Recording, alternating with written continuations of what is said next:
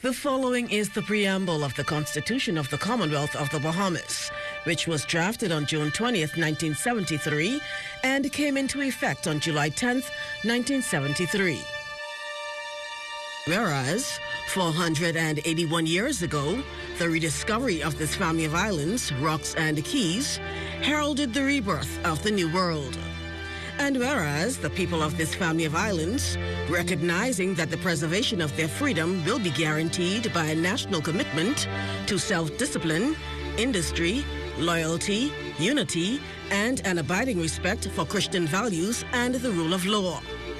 Now know ye therefore, we the inheritors of and successors to this family of islands, recognizing the supremacy of God and believing in the fundamental rights and freedoms of the individual, do hereby proclaim in solemn praise the establishment of a free and democratic sovereign nation founded on spiritual values and in which no man, woman, or child shall ever be slave or bondsman to anyone, or their labor exploited, or their lives frustrated by deprivation, and do hereby provide by these articles for the indivisible unity and creation under God of the Commonwealth of the Bahamas.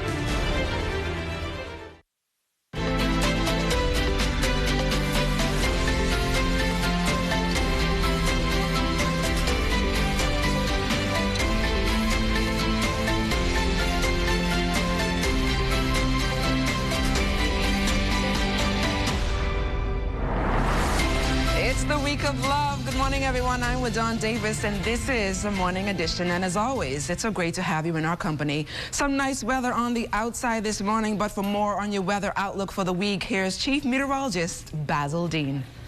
This weather report is sponsored by Bank of the Bahamas, the bank of solutions.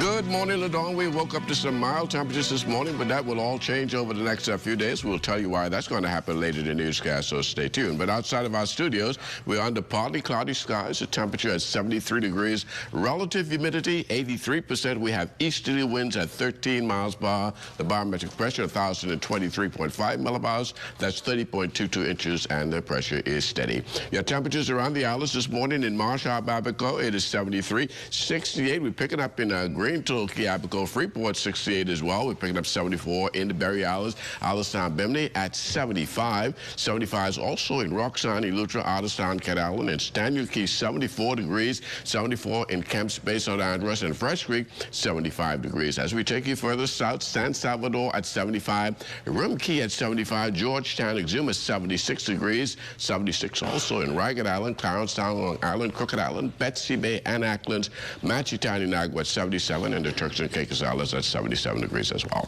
And if you're traveling this morning, we'll hear some high and low temperatures you're likely to find at some of your favorite cities. Lord, where you think this man is, man? All day I've been home with these little baby kids. And he reached for me. Huh? But anyway, I gonna fall down the road to see if he down this place down the road. And if he down there, there's gonna be some problems. Because guess what?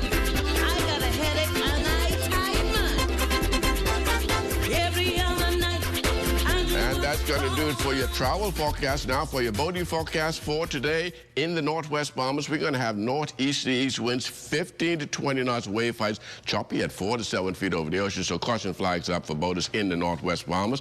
The high tide that will take place at 8:25 this morning. Your low tide occurring at 2:50 in the afternoon. Now for the central and southeastern islands, the wind's stronger still, 15 to 25 knots out of the east, wave heights 5 to 8 feet over the ocean. So we have an advisory in place for your boaters in the central and southeastern Bahamas. And that's going to do it for your first look at Weather in the Morning Edition. Stay tuned. Your forecast for today and tonight is still ahead. Thanks a lot, Basil. Meanwhile, our Lloyd Allen and the Morning Edition team is standing by with the Bahamas First traffic report. The traffic report is sponsored by Bahamas First. First in insurance. Today, tomorrow.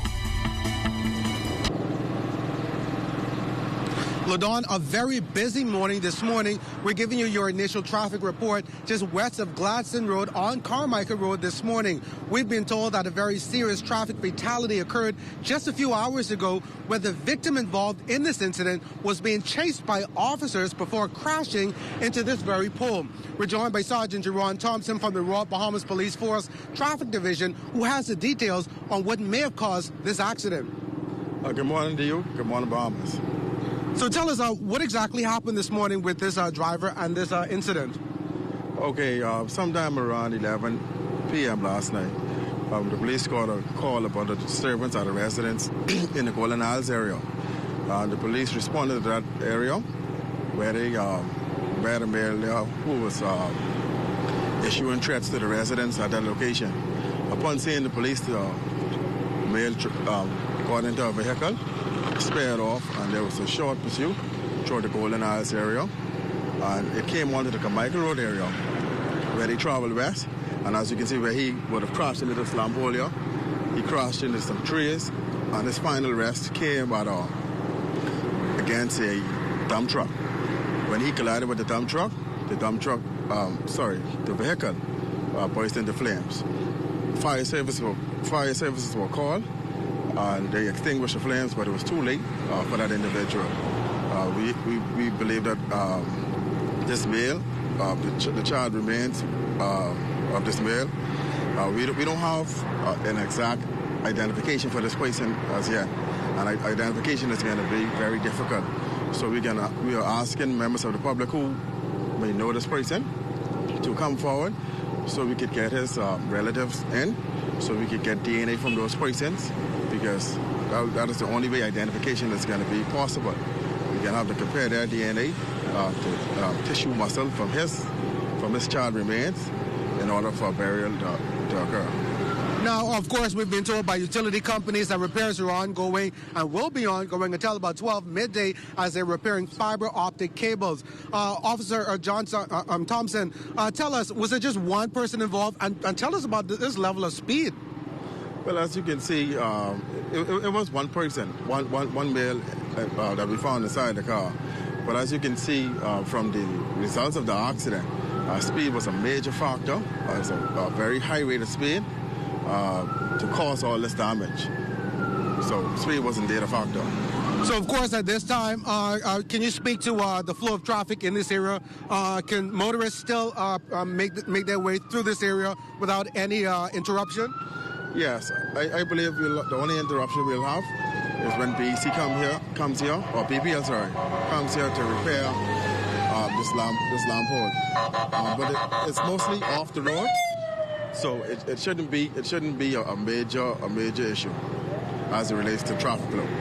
And before we wrap up, any advice? Obviously, this incident started from an altercation. Any advice for residents as they're having altercations, even as they're driving on the road? You know, of course, we may see drivers driving at any speed. Any advice all the way around? Yes, persons need to learn conflict resolution skills. You just can't, always be hard-headed. Sometimes you need to allow cooler heads to prevail. And sometimes we have drivers that drive around and they have road rage. A simple, they might cut in front of you or do something that might offend you. Persons they will get hot-headed, and that will escalate into something of a major nature.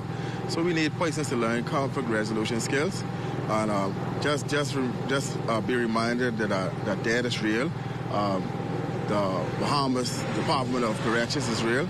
So take all these things into consideration before you deal with the initial impulse. Another question, what type of vehicle was it that was involved in this incident? The vehicle, it is believed to be a Nissan Skyline. All right. Now, I know we didn't talk about it earlier. Any other incidents involving traffic over the weekend? Yes, we also had one person that died in hospital as a result of a crash that occurred in the Hospital Lane area sometime last week. Our thoughts and prayers are with that person and also with this person who would have crashed last night. All right. Well, some serious information there. And, of course, advice to motorists, even if you know this person's driving with excessive speed, you definitely want to drive with safety and caution as you want to drive to arrive alive. LaDawn, reporting back to you in studio. Thanks a lot, guys. Now on to our top story this morning. The Bahamian public to receive the latest on the government's post-Dorian reconstruction program over in Abaco and Grand Bahama. Details will be outlined in the national address to be delivered tomorrow by Prime Minister the Most Honorable Dr. Hubert Minnis. The islands are now into the 5th month of recovery from the monster storm, and there will also be updates on social assistance, electricity services, home and school repairs, small business assistance, and on the debris removal programs in those communities. The Prime Minister's address will be simulcasted on ZNS TV and radio beginning at 8 p.m. tomorrow night. Also, voucher assistance will be distributed beginning today to those individuals whose homes were impacted by Hurricane Dorian. They will be receiving assistance through the government's Small Home Repairs Program. Now, those funds and vouchers will be granted to persons in Abaco and Grand Bahama. They will range from $2,500 to $10,000 for persons with minimal, medium, major damages, and also to those whose homes were destroyed. As the Bahamas keeps a close eye on the coronavirus, the ambassador of the People's Republic of China to the Bahamas made a courtesy call on the Minister of Health to discuss matters related to the coronavirus over in China. The ambassador apprised the Minister of measures taken to prevent and control the spread of the virus in and outside of China. He said the measures taken by the Chinese government exceeded the recommended measures by the World Health Organization in an open and transparent manner.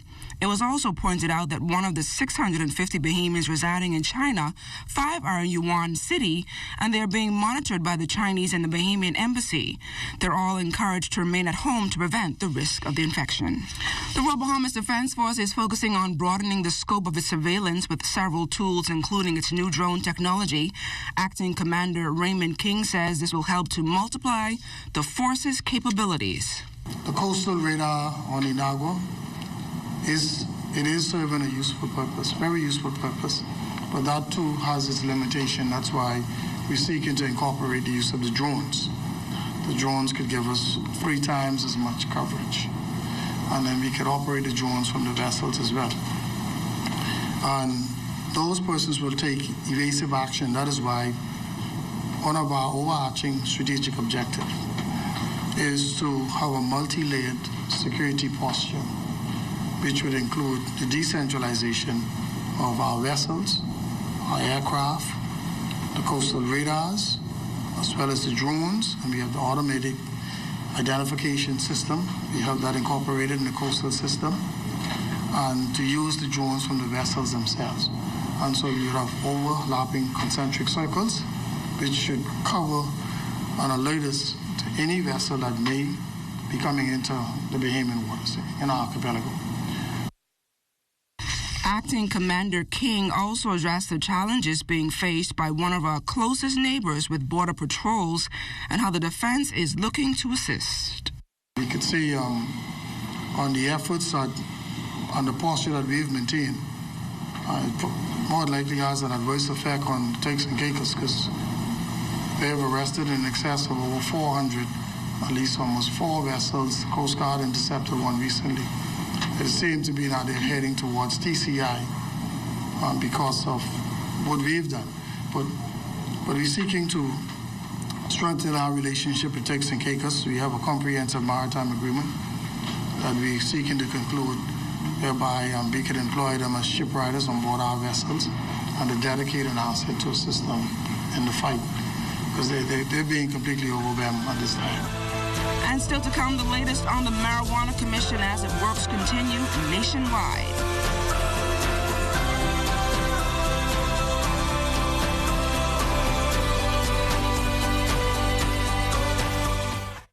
The natural resources of the Bahamas play a critical role in supporting Bahamian livelihoods. For example, the fishing and tourism industry, which include fishermen, seafood exporters, hoteliers, dive operators, restaurants, and others. Collectively, they generate approximately $1.5 billion a year. Therefore, we must respect and preserve what we have. These resources belong to us. This is my livelihood. This is my livelihood. This is my livelihood. So let's all do our part to maintain our local economy and a good quality of life. Remember, if we take care of nature, nature will take care of us. Hi, welcome to Dream Girls. We offer a wide variety of hair care, and your everyday beauty needs. Here at Dream Girls, we carry a wide variety of products for natural or relaxed hair, such as ORS, Care, and Shea Moisture. We also carry a large selection of weaving, braiding, and crochet hair. You can expect to find a private wig room, a large variety of products, and service with a smile. Whether you're shopping for a party, a corporate event, or your everyday working woman, Dream Girls can make your dream become a reality. Live your dream, experience your dream, Dream Girls. We have 3 convenient locations to serve you: Village Road Shopping Center, Prince Charles Shopping Center, and Legacy Plaza located on Prince Charles next to BTC Cash and Go. Here at Dream Girls, enhancing beauty becomes your reality. Whoa, this looks fun. Oh, let me see. Mommy, can we go in, please? Please. This does look fun. Jason, let's go. You know they only have 2 games working. Tired of looking for a place where a family can have some fun? Well, check this out. My name is Polly, and this is Polly's Playhouse. From an arcade to miniature golf and a train ride into the Polly Cave. Check us out in the Wong's Plaza, Madera Street. Call 356-7273. ZNS is everywhere you are when you download the new ZNS app. Watch our live channel to keep up with what's going on in the nation. News updates, we've got you covered. Tune into our radio stations with just a swipe. On the road, on the go, we're here with you. Available for download on the App Store and the Google Play Store.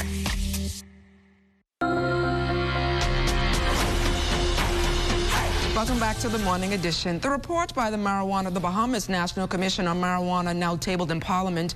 Its mandate was to examine the legal, social, medical, and religious issues to the use of the plant. While the final preliminary report was submitted, the Commission still has work to do.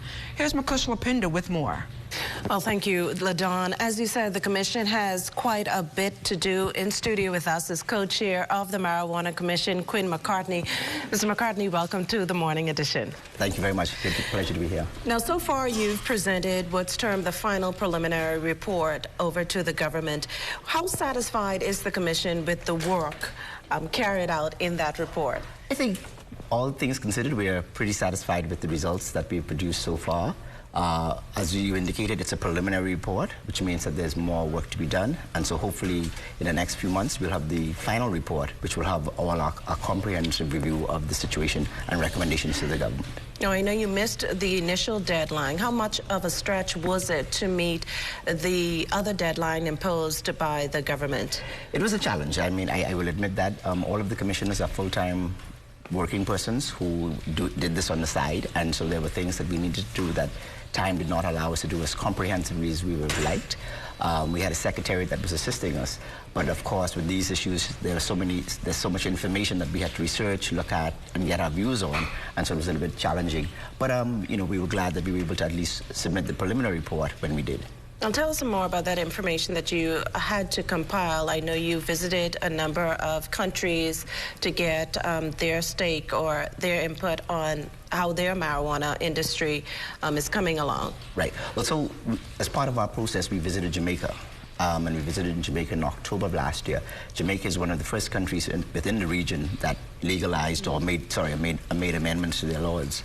And so we thought Jamaica would be a good model to look at. They have a very, very comprehensive and robust licensing authority. And so we thought we'd look at Jamaica because we wanted to get solutions for the region. You know, a lot of things are happening in Canada and parts of the United States and other parts of the world, but we thought it was important for us to look at something in the region and look at persons who are doing things in this region. And so we've visited Jamaica. We hope to still visit Canada and United States, Oakland, California. We want to visit those two countries because they have very, very robust and comprehensive marijuana regimes in terms of legislation, in terms of regulation. And so we just want to see best practices in a number of different countries to make recommendations to the government that may assist them in making their decisions. Now, in the final preliminary report, there are 24 recommendations. I think one of them that stands out is the fact that Bahamians would own, there is the recommendation that is, that Bahamians own at least 51% of the cannabis industry. Yeah. How would this work in terms of your expertise as a former Deputy Commissioner of Police? How would this industry actually work? Well, there's several aspects of the industry. There's the production side, the growing of the marijuana plant, there's the distribution side, and there's also the regulation or the regulatory side of it. The industry will allow for persons to set up businesses where they can grow the plant, process the plant, distribute the plant, and there's a whole line of industries or sectors that can be developed as a result of this industry. So the intent is to try and make sure that Bahamians have a full stake in this industry.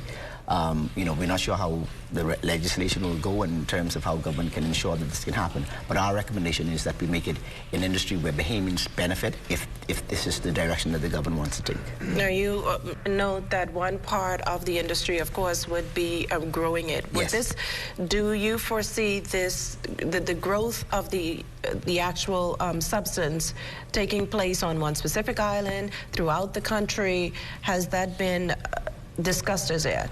But based on discussions with persons who are involved in the industry and who have some knowledge of the industry, the recommendation is that, you know, we have fertile land all throughout the Commonwealth of the Bahamas, and so it's recommended that there may be growing sites.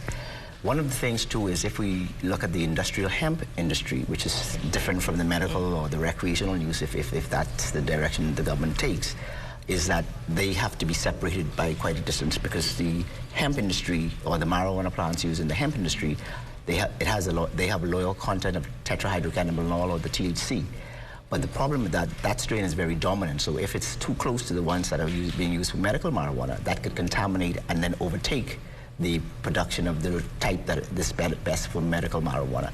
And so the idea is, it may be that they have to zone certain islands. So certain islands, if we go along the industrial hemp route, certain islands are used strictly for growth of that type of plant, as opposed to those that will be used for medical use.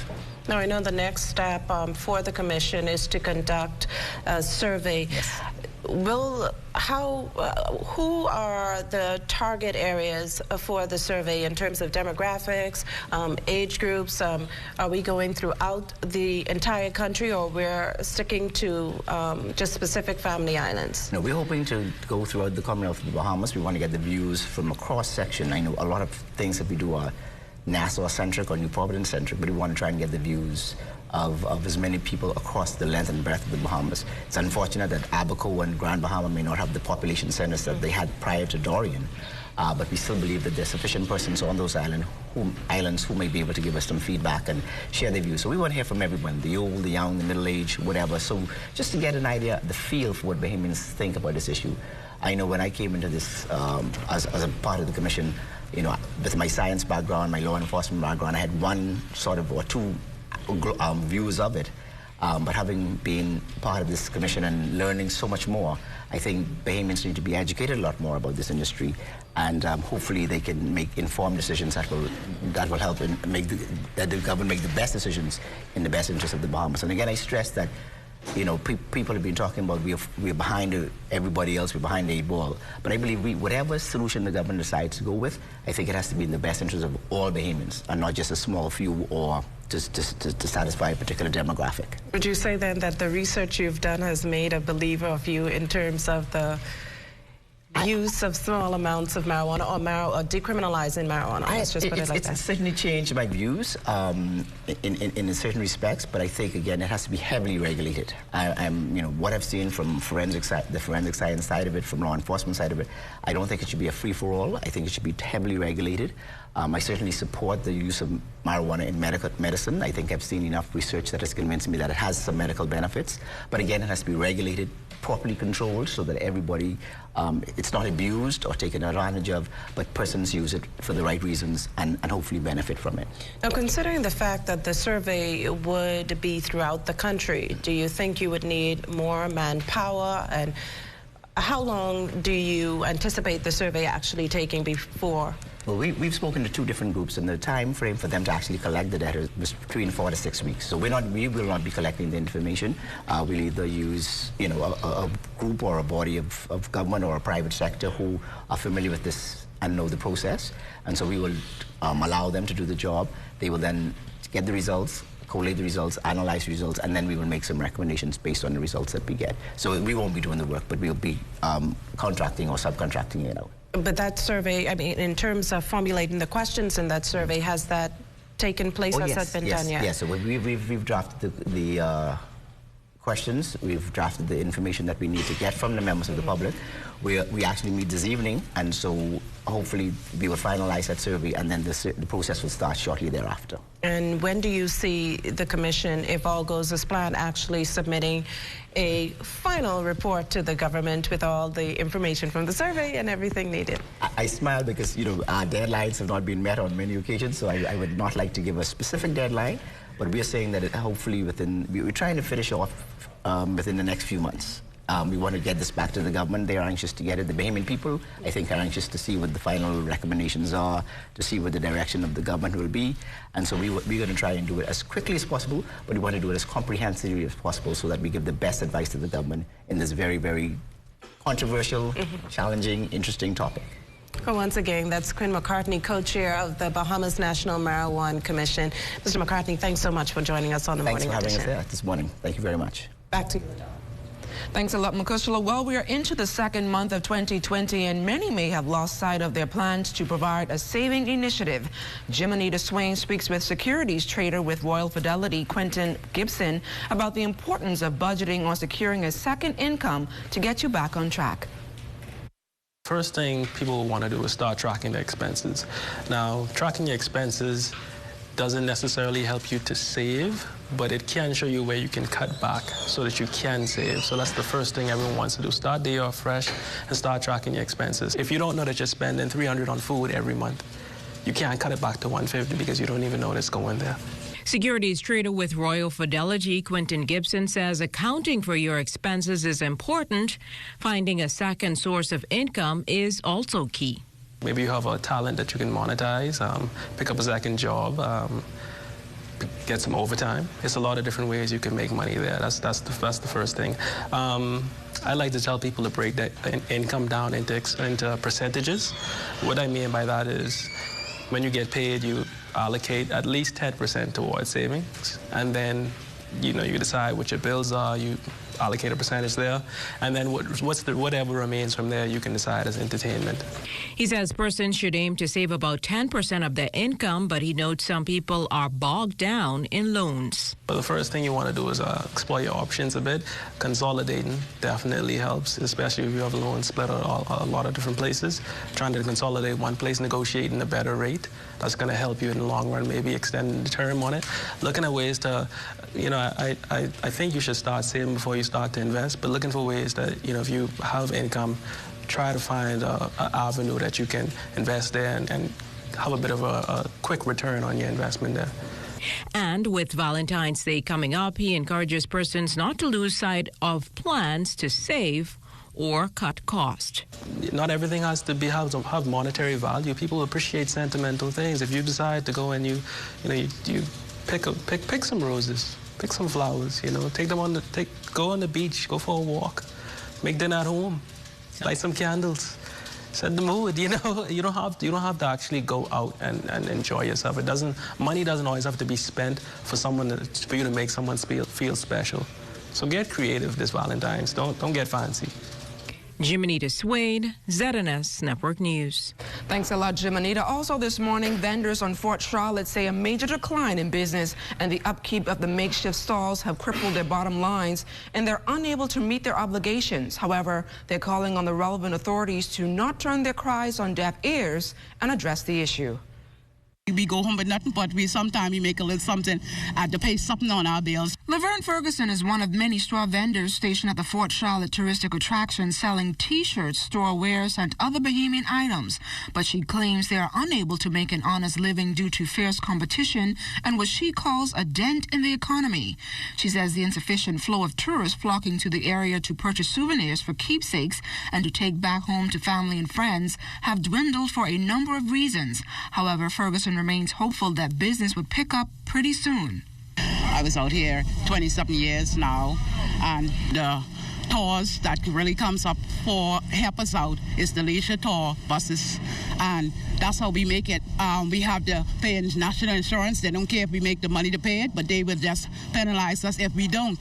Another vendor, Garvin DeVoe, is experiencing the same fate. He believes the relevant authorities must make the handicraft area more attractive for visitors by reducing the entry fees. Reconsider the overhead charge on fees to enter the fort. This is the fort, compared to other locations, pays the highest price on entrance fees. And that's basically the main reason 90% of drivers say they will not frequent this fort anymore. Reconsider the fees. Do not look for maximum profits in terms of 1 or 2 people. Look at volume traffic, like when we had 10, 15 years ago. This place was a booming environment. Tourist pays $5.66 per person. Fincastle, $3. And that may seem small in terms of the difference, but from the complaints we are getting, it is very significant. We caught up with one visitor, Franca Morelli, while on tour. She told us that there is one Bahamian item that stood out above the rest. The seashells are gorgeous. Yeah, everything is beautiful. This is our first time in Nassau, though, but it's gorgeous. Now, regarding the vendors' concerns, ZNS News contacted the managing director of the Straw Market Authority, Elaine Sims, who declined to comment on the matter and referred us to the officials from the Ministry of Works, but none of our calls were returned up to news time.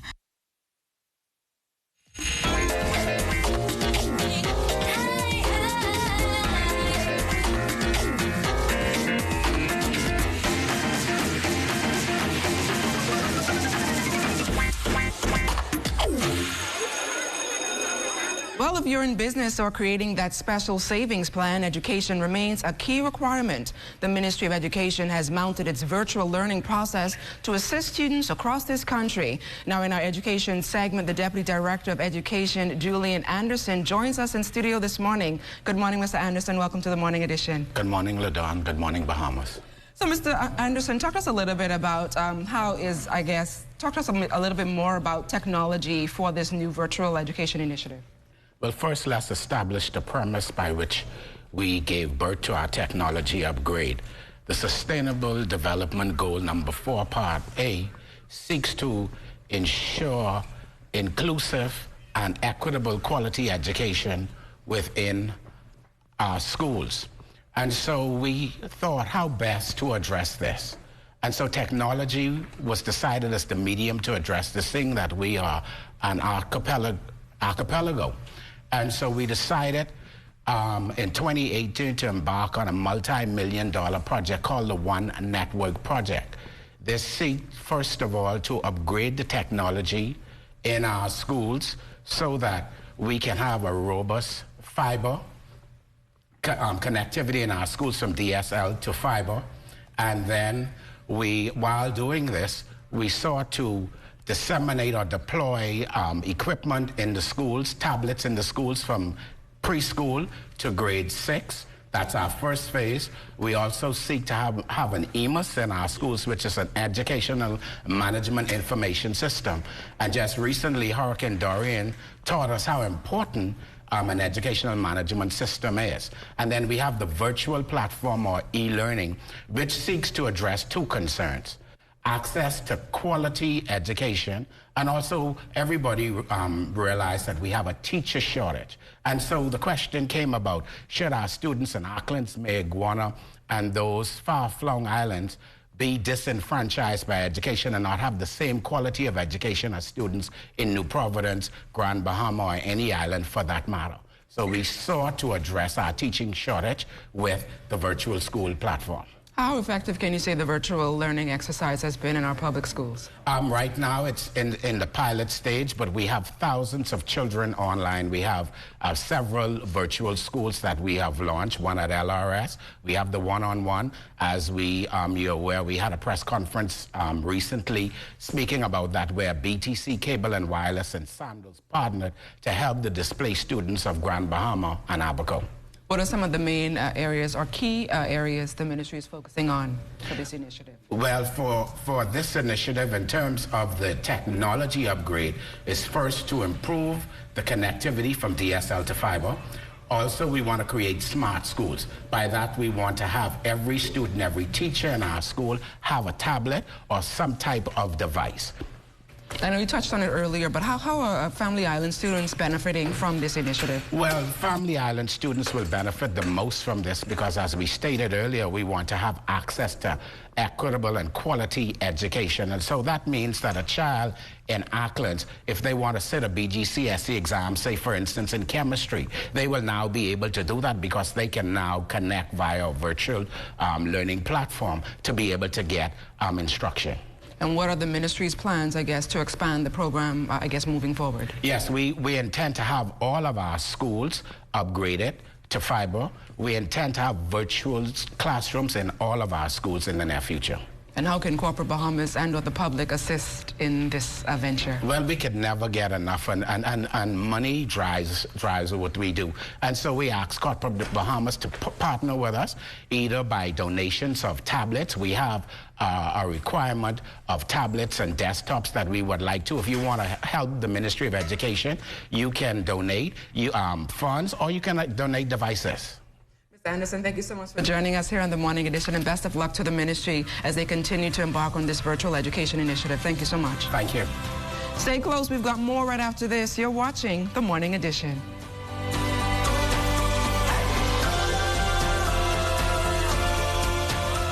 Welcome to Sunshine Auto, your hottest place on the planet for rims, tints, tires, and auto sales. We are your auto superstore for rims, Lexani, Azaras, Trueform, Western, Lux, Fuel, Track Lights, Tough, Rough Racing, Velocity, Mud, All-Terrain, and low-profile tires. Cars, homes, and commercial window tinting. At Sunshine Auto, we put God first and customer is king. Blessed luck. It's the OT with yours truly, Charles Fisher. Buddy Hield and the Kings have their... Buddy Hield seems to be having the best season of his career. He had 32 points the other night. It was a bit disappointing, Shawnee Miller not winning the IAAF World Female Athlete of the Year. The high school rankings will soon be out. Tabernacle, the defending champion, CC Sweeting, they are always there. Who will it be this year? Each Monday on 1540 AM and 104.5 FM, it's the OT with yours truly, Charles Fisher. What was that? Oh, no. That was just one little item, man. Don't worry about that. You trying to kill us, eh? What you mean? Man, you shouldn't be throwing stuff in the ocean anyway. Items like that contain what they call persistent organic pollutants or POPs. Look, bro. I just come here to fish, you know. I finished school a long time, bro. And that's exactly what I'm saying. We always out here fishing. The fish eat the pops and we eat the fish. The more contaminated the fish, the more susceptible we are to diabetes and cancer and the like. You even know how to spell susceptible? This is no laughing matter. Pops are in everything. Paint thinner, cleaners, cleaning products. Huh? How you even know all this? You can't even remember how we get here. Man, my sister worked to the Best Commission. They got the lowdown on all these environmental mental issues. Oh, you mean Shari? Yeah. I was trying to check her, you know. What their number is again? This message is brought to you by the Best Commission and its partners. For more information online, visit best.gov.bs. Heart health is also very important, and knowing how to respond in an emergency situation is critical. Members of the Bahamas Heart Association is promoting CPR training on the correct way to perform a series of life-saving procedures. Here's Priscilla Forbes. 5, 6, 7, 8, 9, 10. Nearly 383,000 out-of-hospital sudden cardiac arrest occur annually, and 88% of cardiac arrests occur at home. Vice President of the Bahamas Heart Association, Jasmine Frazier, says she wants to help lower that statistic. To kick off Heart Month, we thought it was fitting so that people know what to do in case of emergency, in case of your baby is choking, somebody goes under cardiac arrest. It becomes very important what to do in case of emergency and how to make sure that everybody is safe. Fraser says each year the Royal Bahamas Defense Force Rangers takes part in training to expand their skills, and she encourages more citizens to take part in events geared towards safety. So you would notice that every year we get at least 30 rangers that come out to assist and also take a part of the training, make sure they are aware of what they're supposed to do as rangers, because, you know, we don't only want rangers to be encased in a particular setting, but when they go out in the community, they are supposed to be community-minded and able to help others. Some things like that happen every day. It's as simple as you could be sitting down, eating a bowl of chicken sauce, and the bone slips down your throat. You can go into cardiac arrest. So it's important to be aware and to be aware of your surroundings and what it is to do in an emergency situation. Kanye Kemp, at only 14 years old, is certified in CPR. He taught infant CPR and the Heimlich maneuver for infants and adults. Kemp says he was glad to teach others a life-saving skill and urges others, no matter their age, to learn emergency assistance. Well, this was actually a small class compared to last year, because last year it was really packed. But it was good, and they learned something new today. Well, it's always good to learn something because you never know when it might impact you, someone you know, or someone in your family. 4, 5, then you would hold it like this, flip it, and do 5 chest compressions. 1, 2, 3, 4, 5, and then you would flip it and do it again. I'm Priscilla Forbes, ZNS Network News. Thanks, Priscilla. Also in the morning edition, we have this special feature for you. Birds play an important role in every environment, and research on them is important for development and sustainability. Here's Crystal Darling. There are millions of researchers around the world that are collecting bird data. On just about any given day at the beach, dozens of birds can be observed flying high and pecking low in surrounding areas. But merely observing these fascinating flyers is not enough. Blue Lagoon Sustainability Coordinator Anselino Davis collects bird data on a regular basis. Here we have a lot of laughing gulls, there's some herring gulls and ruddy turnstones. Each of those birds has a slightly different behavior or a usefulness for the environment. If something terrible happens, a lot of Bahamians often turn back to hunting and fishing as a resource. So if we maintain these populations in a healthy way, then when all the banks close down and the tourists aren't coming, we would still be able to feed ourselves.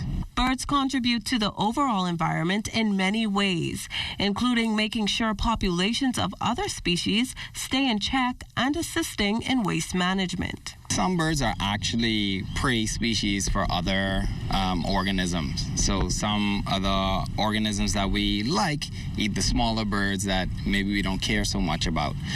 We also have to think about waste control.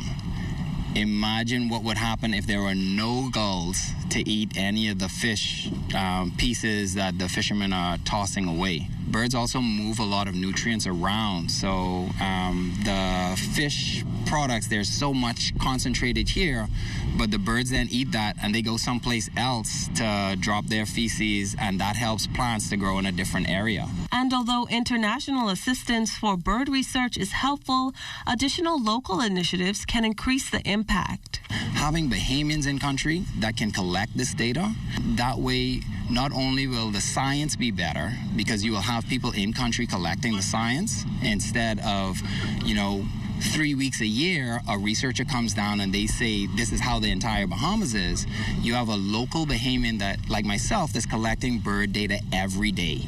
And you can say this is what the Bahamas really is like in terms of birds.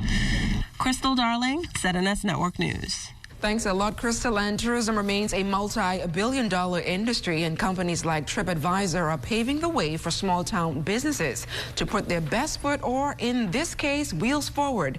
Here's Lloyd Allen.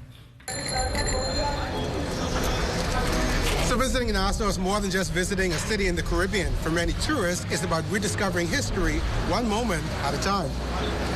For many tourists, the first introduction happens online, like these Virginia visitors who say TripAdvisor is a platform to learn more about the Bahamas. Coming to Nassau, I was able to view excursions, kind of get an idea of the cost, what other people thought about the certain excursion. We come from a biking type town that has bike trails and everything, so we would definitely do a bike. Dilly Dally is a local bike tour company helping many to explore the history of the islands. So our mission for starting Dilly Dally Bicycles and Tours was to be able to bring the best cultural experience to tourists visiting the Bahamas as possible. Vincent Dorset, representative at Dilly Dally, says the company is rated 26 of 212 outdoor activities on TripAdvisor and is transforming the experience of Nassau one biker at a time. We stopped 15 to 16 different points of interest during, or that is a point of interest for Bahamian culture. Some of those points include the Queen's Staircase, Fort Fincastle, and the Water Tower. Visitors from Ottawa, Canada, John and Debbie Saint-Aubin, say Dilly Dally was the perfect discovery for them and were quick to toss on their helmets and explore.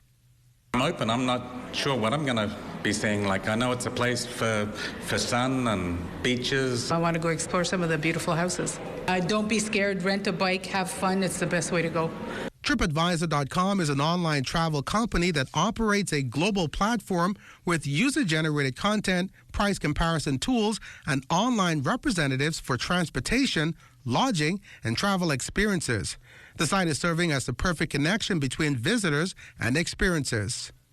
You can maneuver the bike on your own. It'll be easier to kind of see the sights. You can get off of the bike, leave it alone, as opposed to trying to, accumulate cab fare, catch a ferry. You have to wait for the certain ferry times and things like that. The bike would give you a sense of freedom. So as tourism continues to evolve in the country, one thing remains true. It's still better in the Bahamas. For the Morning Edition, Lloyd Allen, ZNS Network News. Thanks a lot, Lloyd. Fisher, looks like we need to go to Dilly Dally to have some. Could you ride bike? I think I could ride a bike. Two-wheel or the training wheels? I know I need a two-wheel. I know you're from Harbor Raleigh, and you then can't swim, so I would know if you could ride bike. But definitely I could swim. What's coming up in sports? Coming up in sports, I was in Exuma on the weekend. We're going to show you highlights of the Ellen Coakley Track and Field Invitational. Also, Buddy Hield with a big weekend, and look at you, looking so suspicious this morning in all this red and deep in your closet. I hope you have a better, loving attitude this week. Definitely. All of that and more ahead in sports.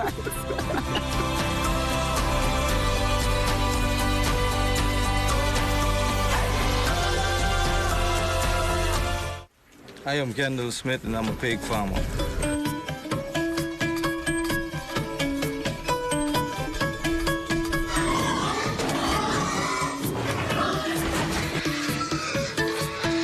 Cardi has been very helpful to be as a pig farmer. Cardi is a good resource for the benefit of farmers in the Bahamas with respect to training, which relates to husbandry, which is caretaking, and nutrition, which has to do with the pig diet. And so that helps a great deal in the growth and the development of pig farming in the Bahamas. With the help of Cardi as a pig farmer, I feel the future is bright for Serenity Farm in that with all the assistance with training, I will be able to grow my farm beyond what it is now today. And in fact, improve upon the existing structure and the inventory.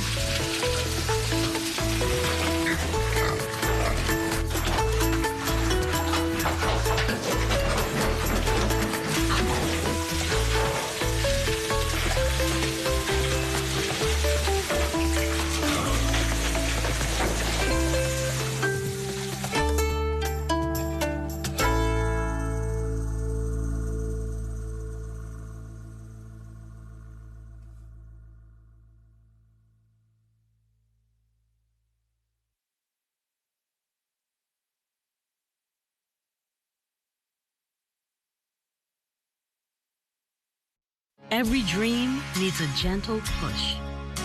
Every tomorrow needs a warm embrace. Every ambition needs hope to take flight and the faith to pursue a unique goal. At Commonwealth Bank, we make it happen for you. Today, tomorrow, and into the future. Commonwealth Bank. Everything we do it for you.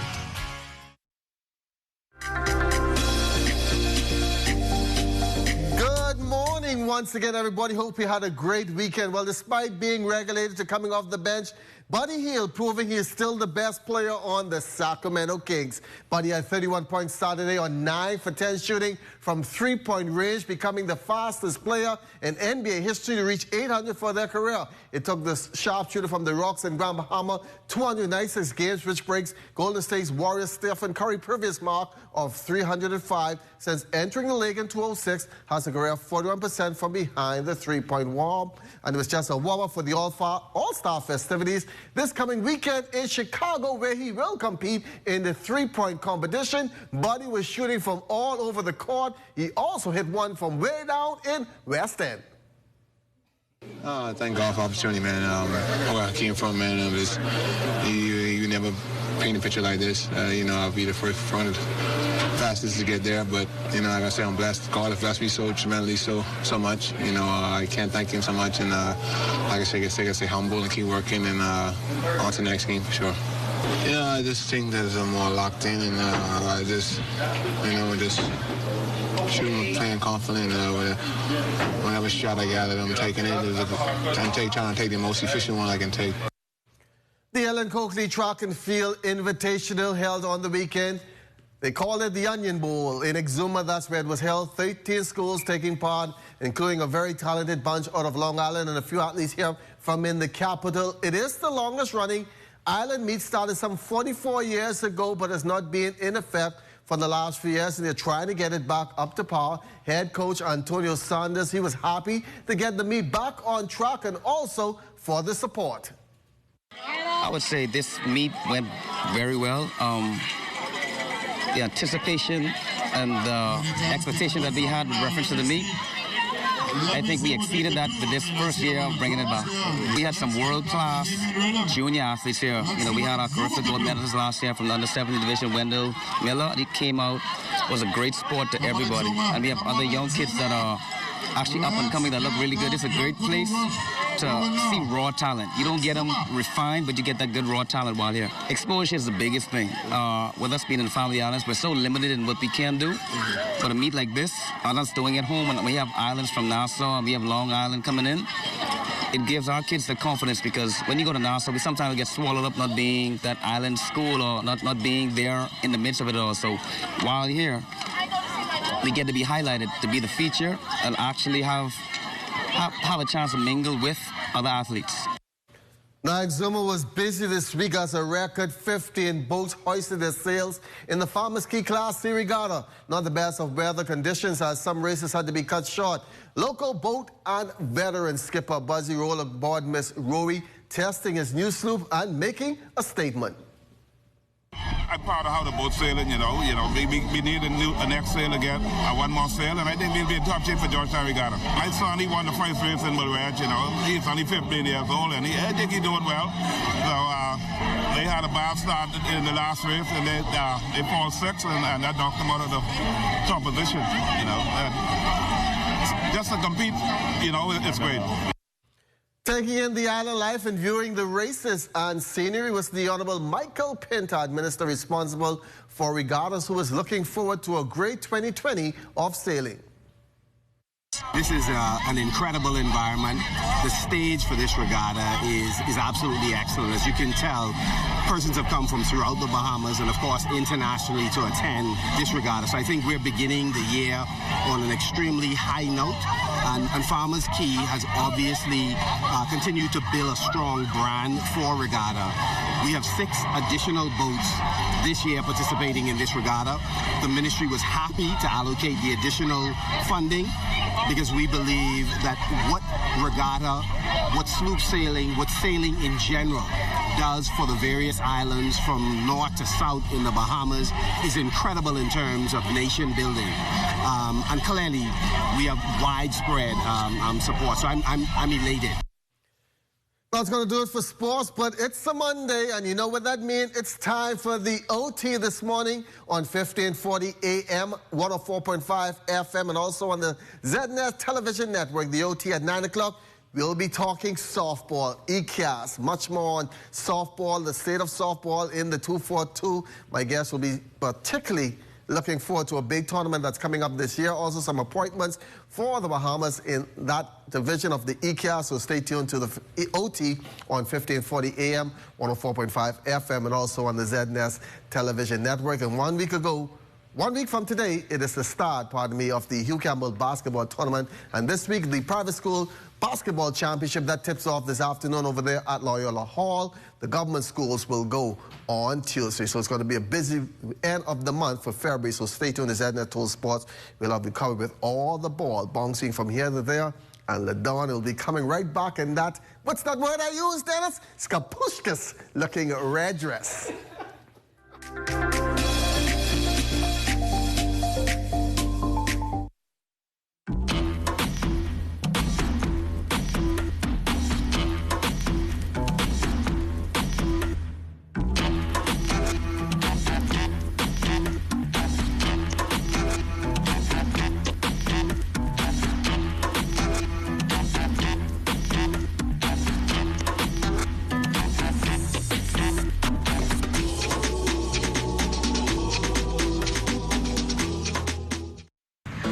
Most about working for the Bahamas tonight is that we don't only focus on New Providence. We cover the entire Bahamas. We have a team here in the northern Bahamas that is ready to bring you the stories, the people, and the news that matter to you.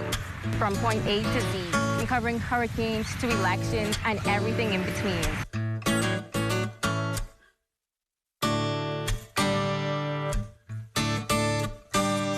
Hepatitis is the inflammation of the liver, which is the organ responsible for filtering toxins from the body, producing bile for digestion, and producing proteins and clotting factors. The most important cause of hepatitis worldwide is viruses, of which there are 5 main types: A, B, C, D, and E. Hepatitis B and C are major health challenges globally, affecting over 300 million persons worldwide. The suspicion of hepatitis may be a challenge, as there are typically no symptoms. However, if infected, non-specific symptoms may include decreased appetite, nausea, vague abdominal discomfort, jaundice or yellow eyes, and abnormal liver function tests. If not treated, hepatitis of any type can lead to cirrhosis and liver cancer, which leads to over 1 million deaths worldwide. If you suspect you may have been exposed to the virus that causes hepatitis, talk to your doctor today and get tested. This public service announcement is brought to you by the Public Hospitals Authority in conjunction with the Medical Association of the Bahamas and the Broadcasting Corporation of the Bahamas. Hi, I'm Stuart Cove, and for many years, I've taken pride in introducing young Bahamians and international visitors to the wonders of our Bahamian underwater world. Our marine ecosystem helps to keep our tourism industry and fisheries sector healthy and lucrative. We must all do our part in protecting it for future generations. And that is why I ensure our staff and customers are taught about the importance of coral reefs.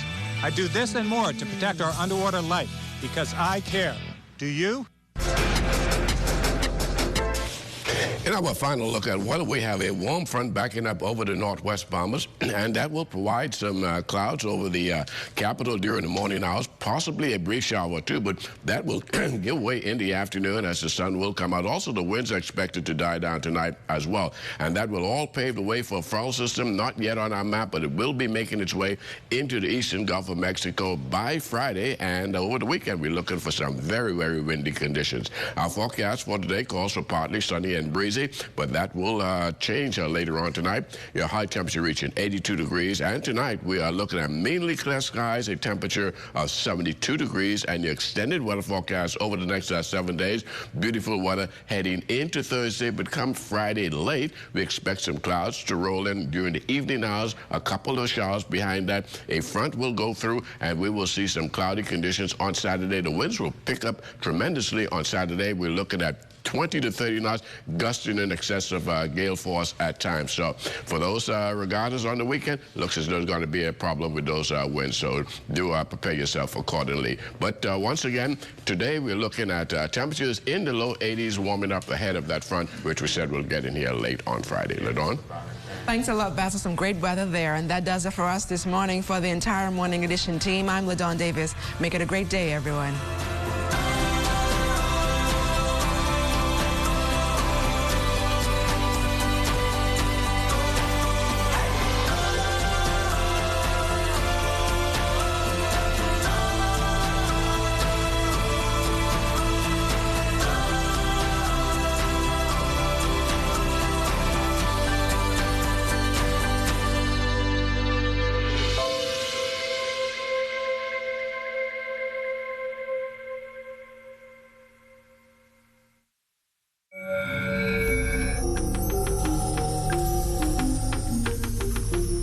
You're watching the ZNS Network, the People's Station.